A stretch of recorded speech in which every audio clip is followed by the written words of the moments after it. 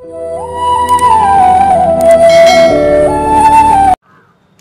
Student, YouTube channel के Prince class में आप लोग का स्वागत है।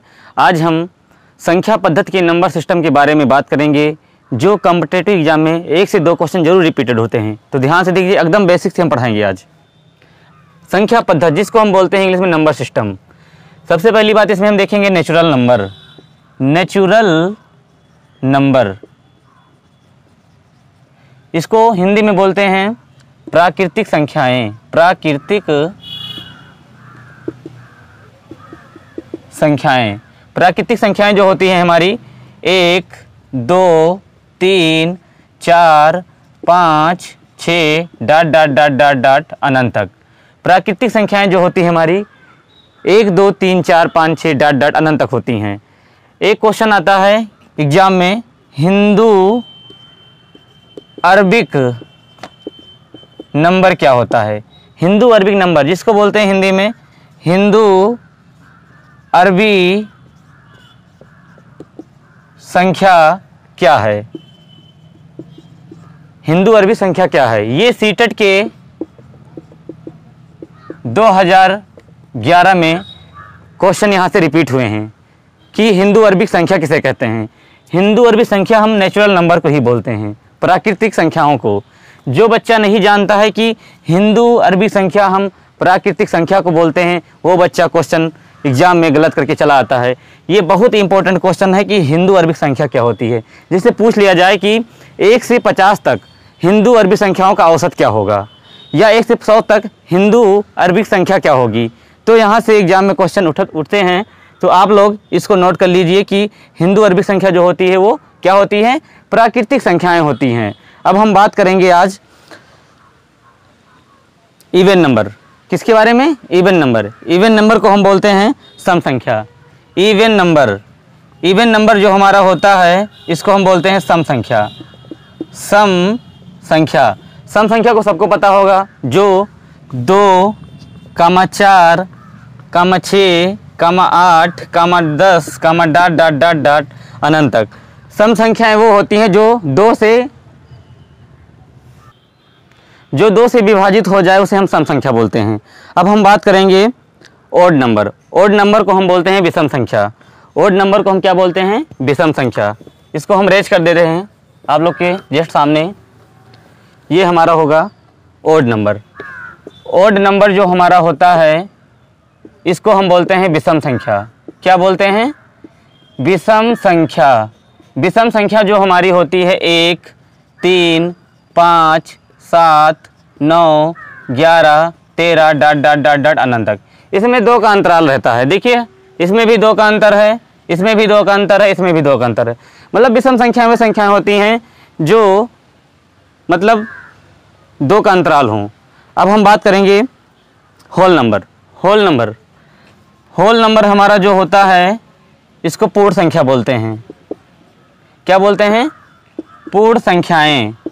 पूर्ण संख्याएं, पूर्ण संख्याएं जैसे 0 हो गया, 1, 2, 3, 4, 5, 6 डॉट डॉट डॉट अनंत तक। होल नंबर जो होते हैं जिसे हम हिंदी में बोलते हैं पूर्ण संख्याएं, ये 0 से स्टार्ट होती हैं। होल नंबर किससे स्टार्ट होती हैं बच्चों? 0 से स्टार्ट होती हैं। अब बात करते हैं हम perfect square number. Perfect square number. Perfect square number, perfect square number जैसे हो गया हमारा 1, 4, 9, 16, 25 डॉट डॉट डॉट डॉट अनंत तक। जिसका वर्ग होता है, जैसे 1 का वर्ग 1 होता है, 2 का वर्ग 4, 3 का वर्ग 9, 4 का वर्ग 16, 5 और 25 डॉट डॉट डॉट अनंत तक। ये हमारे होती हैं परफेक्ट स्क्वायर नंबर, जिसको हिंदी में बोलते हैं पूर्ण वर्ग संख्याएं। क्या बोलते हैं? पूर्ण वर्ग संख्याएं। पूर्ण वर्ग संख्याएं होती हैं। क्या होती हैं? पूर्ण वर्ग संख्याएं होती हैं। पूर्ण वर्ग संख्याएं। अब बात करते हैं हम परफेक्ट स्क्वायर क्यूब। परफेक्ट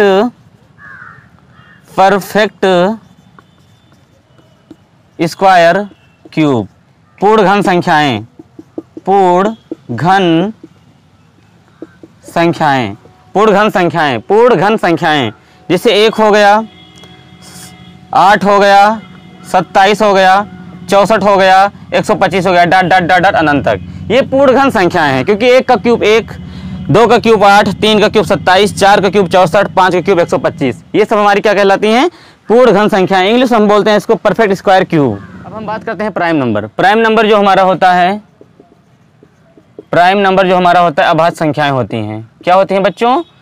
अभाज्य संख्याएं, ये प्राइम नंबर होती हैं। प्राइम नंबर जो होता है 2 हो गया, जैसे 3 हो गया, 5 हो गया, 7 हो गया, 11 हो गया, 13 डॉट डॉट डॉट डॉट अनंत तक। अभाज्य संख्याएं वे संख्याएं होती हैं जो अपने के सिवाय किसी से न कटें, जो अपने के सिवाय किसी से न कटें। अभाज्य संख्या, जैसे एग्जाम में पूछ लिया जाए कि 1 से 50 तक अभाज्य संख्याएं कितनी होंगी? अभाज्य संख्याएं कितनी होंगी? तो 1 से 50 तक पहली बात 2 हो गया, 3 हो गया, 5 हो गया, 7 हो गया, 11 हो गया, 13 हो गया, 17 हो गया, 19 हो गया, 23 हो गया, 29 हो गया, 31 हो गया, 37 हो गया, 41 हो गया, 43 हो गया और 47। अब हम गिनते हैं कि 1 से 50 तक हमारी जो अभाज्य संख्याएं होती हैं कितनी होती हैं?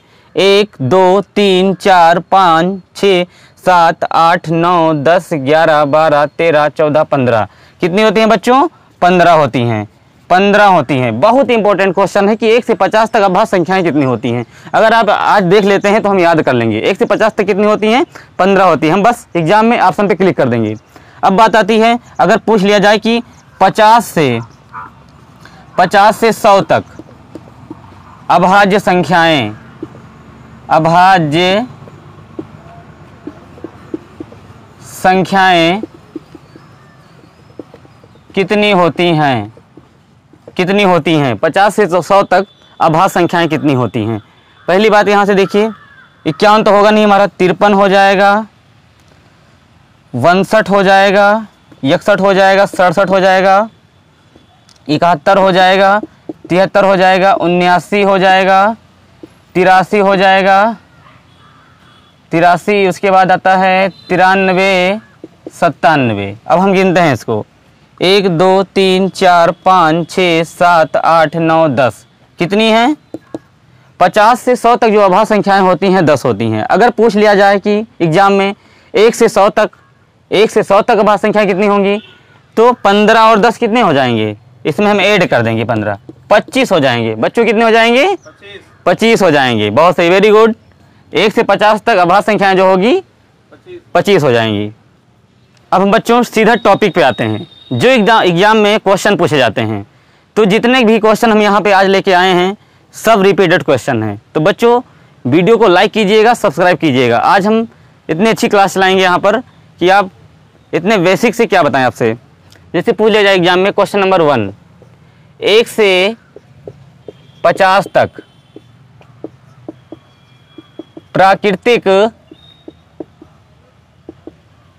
संख्याओं का योग क्या होगा?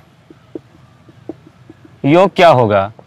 आप लोग फार्मूला पढ़े होंगे, n + 1/2। ज़्यादातर बच्चे इस फार्मूले पे लगाते हैं सवाल, लेकिन हम बता रहे हैं संख्या गुणे अगली संख्या बटे 2। तो संख्या हमारी यहाँ पे कितनी है? 50 है।